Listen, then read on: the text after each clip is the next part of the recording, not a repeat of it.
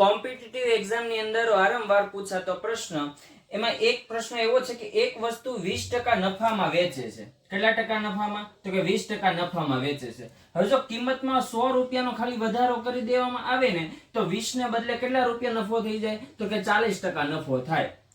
તો વસ્તુની ખરીદ કિંમત શોધવાની છે આપણે. શું શોધવાની છે? ખરીદ કિંમત. હવે આમ જોઈએ તો દાખલો આપણે વિચારવામાં ગૂંચવણમાં આવે કે પહેલા 20%, 100 એ 20% નફો લેશું, પછી પાછા 40% નફો લેશું. પણ આ દાખલો એકદમ સિમ્પલ છે કે પહેલા 20% નફો હતો, બરાબર, ને પછી કેટલા ટકા નફો થયો? 100 રૂપિયાનો વધારો કર્યો તો કે 40% નફો થયો.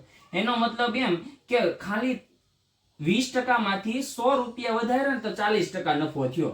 બરાબર, 20% નફો હતો, એમાં 100 રૂપિયા ઉમેર્યા મૂળ કિંમતમાં તો 40% નફો થઈ ગયો. એટલે એનો મતલબ એમ કે 40% માંથી હું 20% બાદ કરું તો તફાવત મને કેટલો મળ્યો? તો કે 20% નો.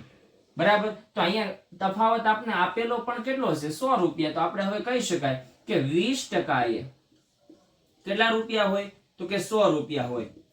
મને ખરીદ કિંમત શોધવાની કીધી એટલે 100% શોધવાના છે. તો 100% એ કેટલા? ત્રિરાશી મૂકો એટલે ડાયરેક્ટ તમને જવાબ મળે કે 100 ગુણ્યા 100 ભાગ્યા 20. 20 પંચા 100 ને 100 ગુણ્યા 5 એટલે કેટલા રૂપિયા આવે? તો કે 500 રૂપિયા. વસ્તુની મૂળ કિંમત, ખરીદ કિંમત કેટલી છે? તો કે 500 રૂપિયા.